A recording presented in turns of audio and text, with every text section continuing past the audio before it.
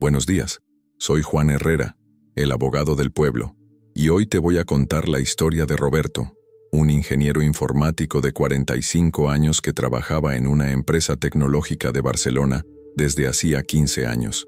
Roberto era el tipo de empleado que toda empresa querría tener: eficiente, leal, siempre dispuesto a quedarse horas extra cuando hacía falta. Sus jefes lo felicitaban constantemente. Sus evaluaciones anuales eran siempre sobresalientes y él se sentía seguro en su puesto. Tenía una hipoteca, 2 hijos en la universidad y dependía completamente de ese salario para mantener a su familia. Pero todo cambió cuando llegó un nuevo director general con ideas de modernización y optimización de costes. Roberto notó que las cosas empezaron a volverse extrañas de manera muy sutil. Primero, le quitaron el acceso al servidor principal del proyecto más importante de la empresa, el mismo proyecto que él había liderado durante los últimos 3 años. «Es una reestructuración temporal del equipo», le dijeron con una sonrisa forzada y sin mirarlo a los ojos. Roberto pensó que era normal, que pronto le devolverían sus responsabilidades. Pasaron las semanas y nada.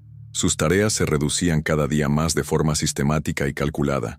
Lo que antes eran proyectos estratégicos que definían el futuro tecnológico de la empresa, se convirtieron en revisiones de documentos obsoletos, en tareas de mantenimiento de sistemas antiguos que cualquier junior recién llegado podría hacer con los ojos cerrados.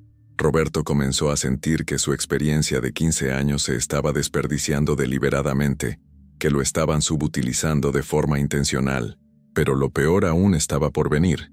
Y Roberto no se daba cuenta de que todo formaba parte de un plan perfectamente orquestado. Las reuniones de equipo comenzaron a hacerse sin él, precisamente las reuniones donde se tomaban las decisiones técnicas más importantes. «Se nos olvidó avisarte», era siempre la excusa, dicha con una indiferencia que helaba la sangre. Sus compañeros, que antes lo consultaban para decisiones técnicas importantes y lo respetaban como el senior del equipo, ahora lo evitaban en los pasillos como si fuera contagioso. Roberto empezó a notar que su nuevo escritorio estaba estratégicamente ubicado en el rincón más alejado de la oficina, junto al baño y la máquina de café, donde el ruido constante hacía imposible concentrarse.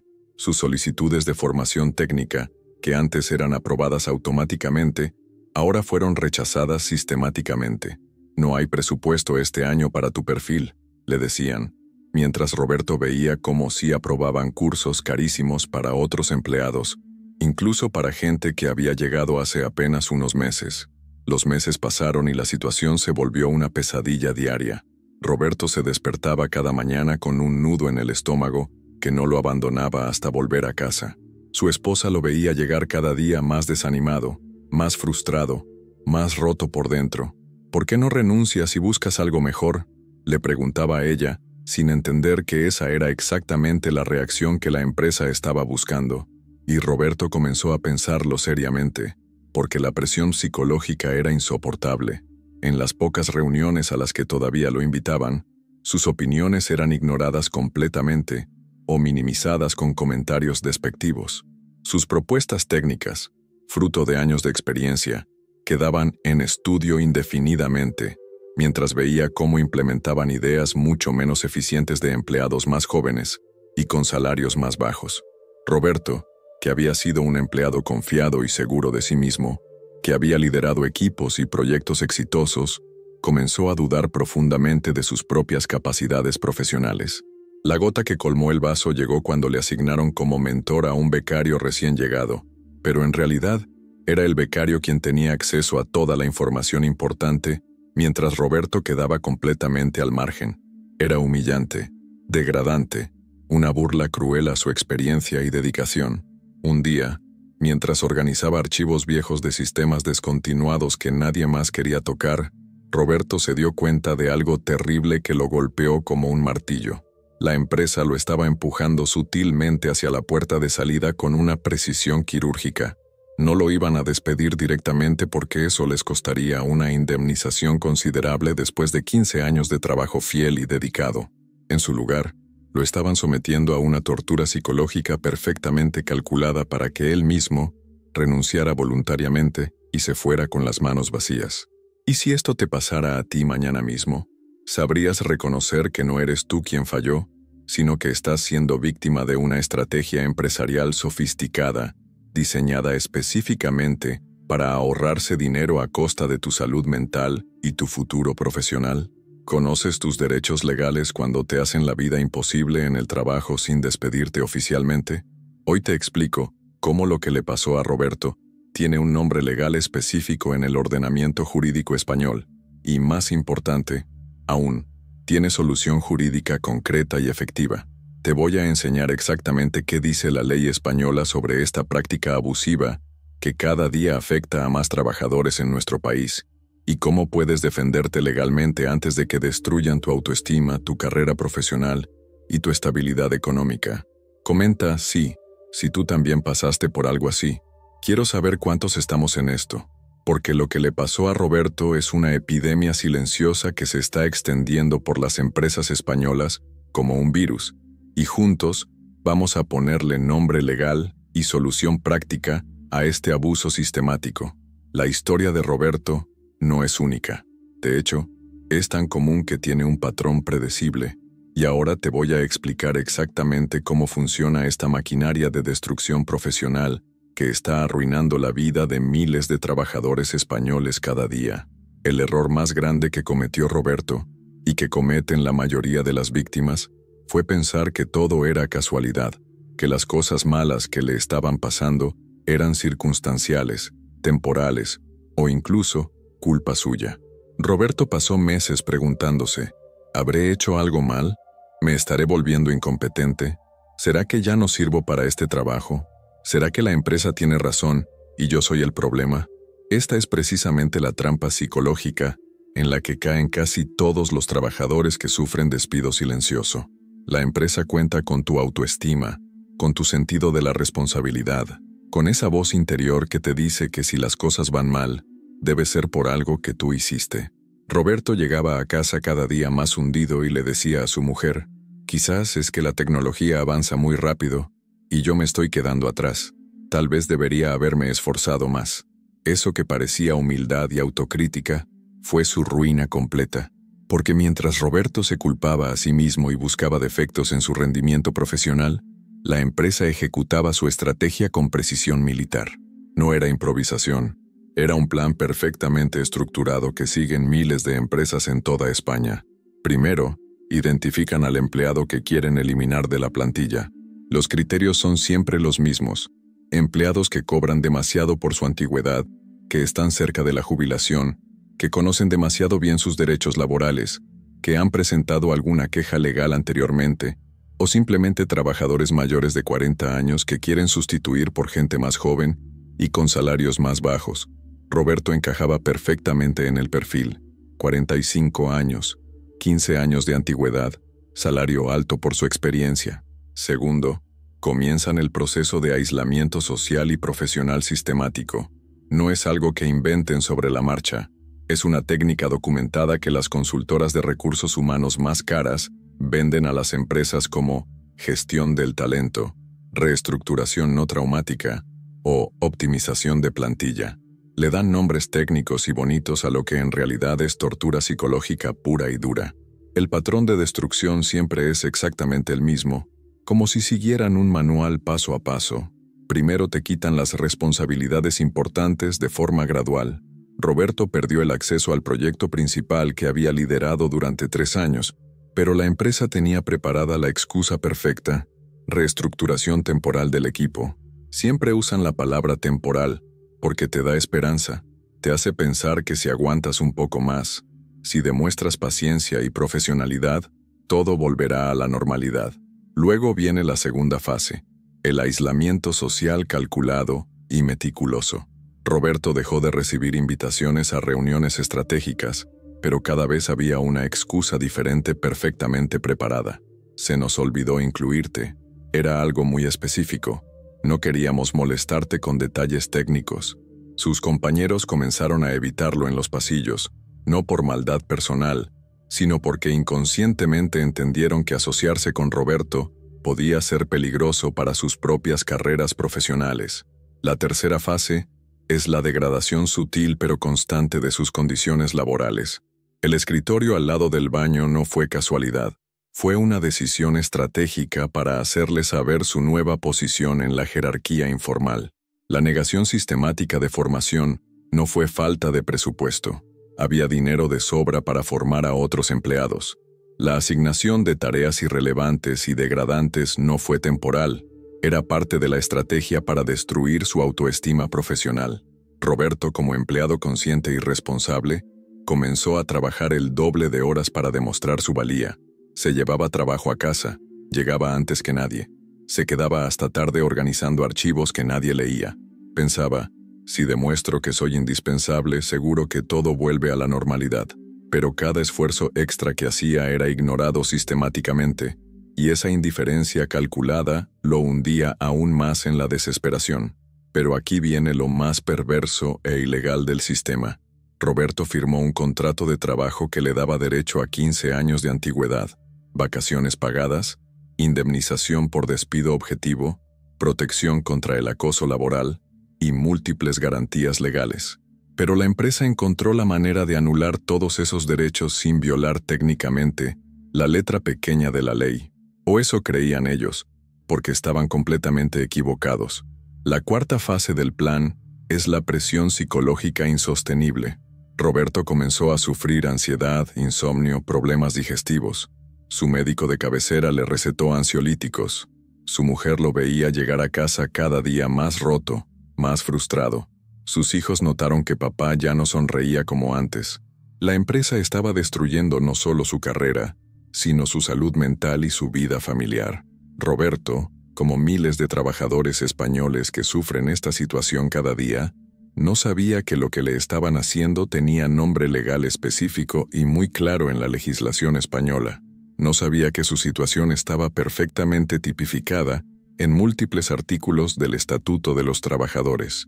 No sabía que cada humillación, cada exclusión, cada tarea degradante que le asignaban, cada curso que le negaban, estaba generando pruebas legales irrefutables que podrían haberle garantizado no solo su indemnización completa, sino una compensación adicional por daños morales que podía multiplicar por 3 o por 4 el dinero que le correspondía. La empresa contaba exactamente con su ignorancia legal. Contaban con que Roberto, como el 95% de los trabajadores españoles, no conociera sus derechos más básicos. Contaban con que se sintiera solo, aislado, sin herramientas para defenderse. Contaban con que su orgullo profesional y su sentido de la responsabilidad lo llevaran a renunciar voluntariamente antes que luchar por lo que le correspondía por derecho y por ley. Y la estrategia funcionó durante meses. Roberto se levantaba cada día pensando seriamente en renunciar y buscar trabajo en otra empresa. Su salud mental se deterioraba día a día, su autoestima profesional se desplomaba, y mientras tanto, la empresa seguía ahorrándose dinero mientras destruía sistemáticamente a un empleado leal que había dado 15 años de su vida, sus mejores años profesionales, por esa compañía. Lo que Roberto no sabía es que cada email importante que no recibía, cada reunión estratégica de la que lo excluían, cada tarea irrelevante que le asignaban, cada curso de formación que le negaban, cada cambio en sus condiciones laborales, estaba documentando legalmente un caso de acoso laboral y modificación sustancial de condiciones de trabajo que podría haber resuelto su situación de manera definitiva y absolutamente favorable. La empresa creía que sabía perfectamente lo que estaba haciendo. Sabían que era más barato soportar el posible riesgo legal que pagar la indemnización completa por despido objetivo. Tenían calculado que solo el 10% de los trabajadores afectados se defienden legalmente, y de esos, la mayoría acepta acuerdos económicos muy por debajo de lo que realmente les corresponde. Pero lo que esta empresa no sabía es que existe una ley muy específica en España, poco conocida por los trabajadores pero absolutamente efectiva cuando se aplica correctamente, que convierte todo este proceso de despido silencioso en una bomba legal de relojería que puede explotar en las caras de las empresas abusivas. Eso que parecía una estrategia empresarial inteligente y sofisticada para ahorrar dinero y evitar conflictos laborales. Estaba a punto de convertirse en su peor pesadilla legal y económica. Ahora te voy a explicar exactamente qué herramientas legales tenía Roberto para defenderse y que tiene cualquier trabajador español que esté pasando por esta situación. Porque lo que le hicieron a Roberto no solo tiene nombre en la ley española, sino que tiene solución jurídica concreta y muy efectiva. En primer lugar, lo que sufrió Roberto se llama legalmente acoso laboral, o mobbing, y está perfectamente tipificado en el artículo 4.2.e del Estatuto de los Trabajadores. Pero atención, porque aquí la mayoría de la gente se equivoca. No necesitas que te griten, te insulten o te amenacen para demostrar acoso laboral. El mobbing puede ser completamente silencioso, y de hecho, es mucho más efectivo cuando es sutil. Según la jurisprudencia del Tribunal Supremo, especialmente la sentencia 4889-2004, el acoso laboral se configura cuando existe una presión psicológica ejercida de forma sistemática, que tiene como objetivo conseguir el abandono voluntario del puesto de trabajo por parte del trabajador. ¿Te suena familiar? Es exactamente lo que le pasó a Roberto. Los elementos que debe demostrar cualquier trabajador son muy claros, y Roberto los tenía todos. Primero, una conducta persistente y repetida en el tiempo. Roberto sufrió exclusión de reuniones durante meses. No fue algo puntual. Segundo, intencionalidad lesiva por parte de la empresa. El cambio de escritorio, la retirada de responsabilidades, la negación de formación, todo siguió un patrón demasiado sistemático para ser casualidad. Tercero, y esto es fundamental, debe existir una relación de causalidad entre la conducta empresarial y el daño psicológico del trabajador. Roberto desarrolló ansiedad, insomnio, problemas de autoestima. Su médico de cabecera puede certificar que estos problemas comenzaron después de los cambios en su situación laboral. Pero hay una segunda vía legal aún más poderosa: la modificación sustancial de condiciones de trabajo, regulada en el artículo 41 del Estatuto de los Trabajadores. Cuando una empresa cambia unilateralmente y de forma sustancial las condiciones de trabajo de un empleado sin seguir el procedimiento legal obligatorio, está violando directamente la ley. ¿Qué se considera modificación sustancial?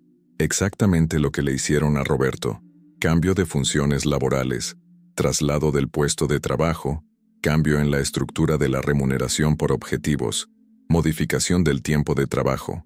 Roberto pasó de liderar proyectos estratégicos a archivar documentos obsoletos. Eso es una modificación sustancial clarísima.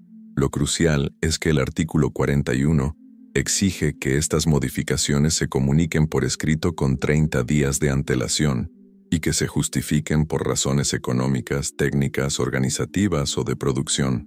La empresa de Roberto no cumplió ninguno de estos requisitos.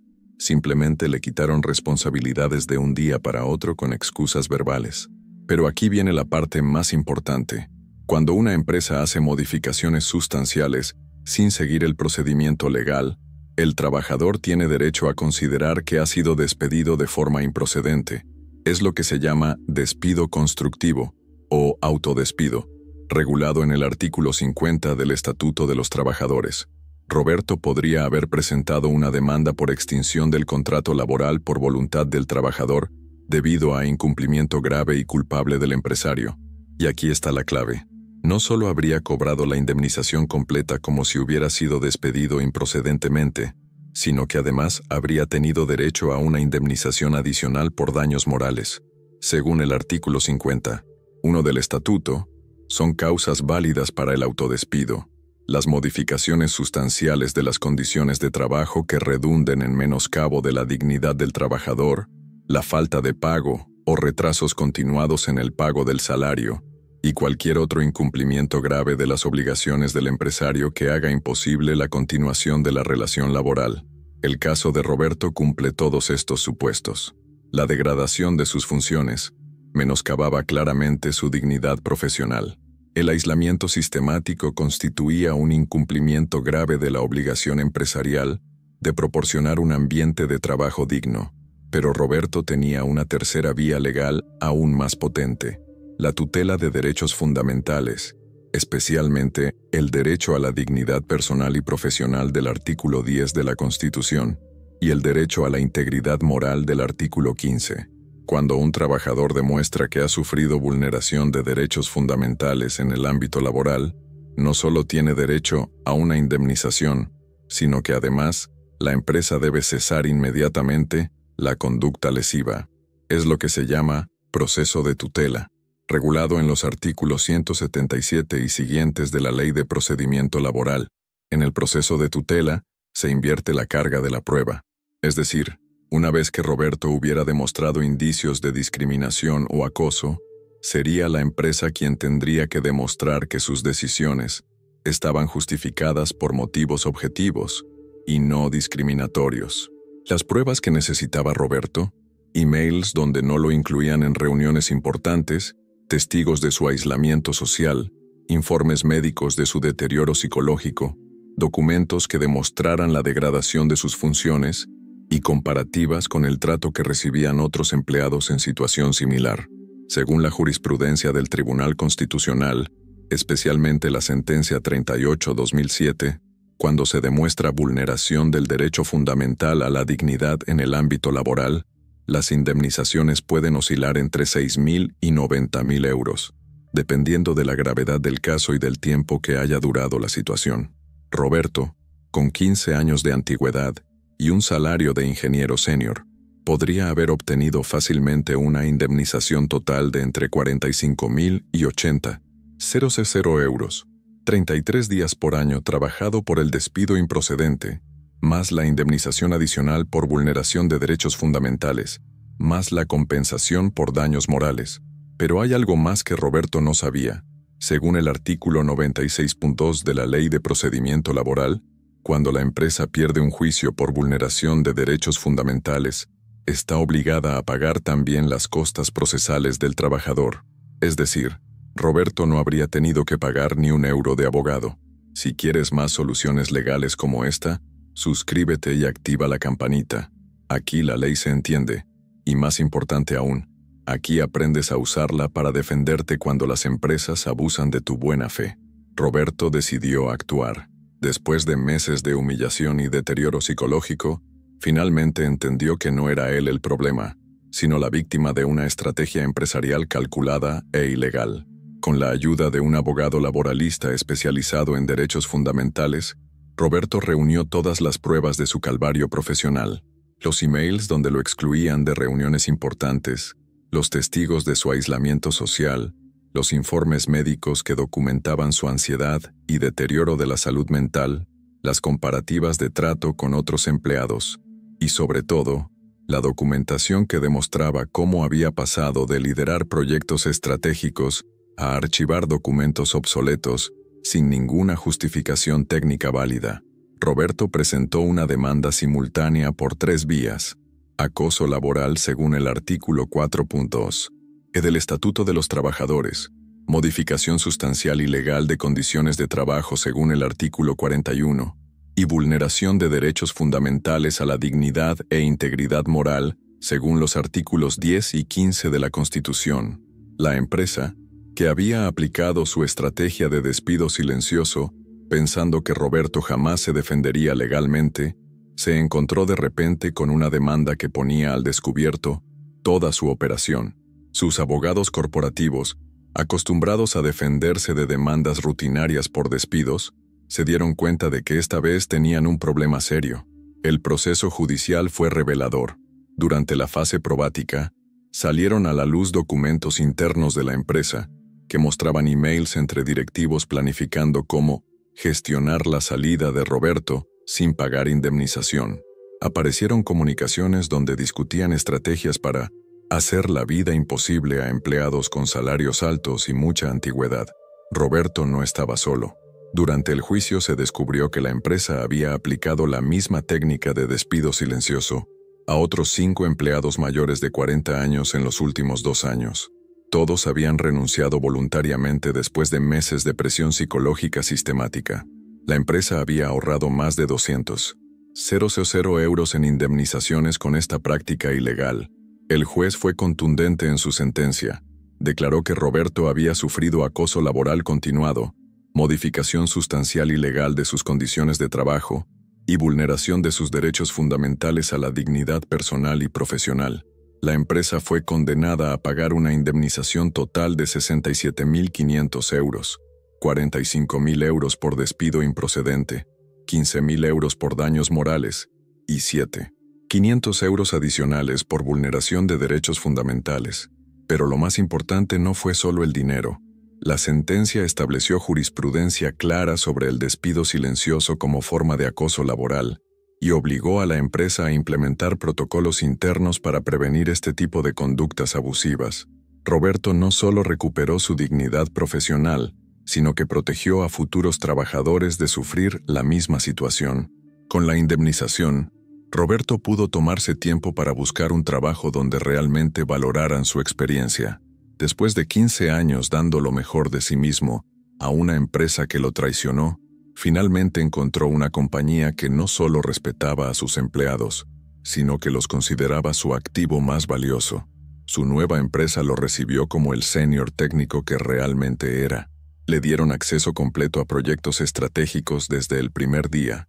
Lo incluyeron en todas las reuniones importantes, le proporcionaron formación continua y, sobre todo, lo trataron con el respeto profesional que había perdido durante esos meses terribles.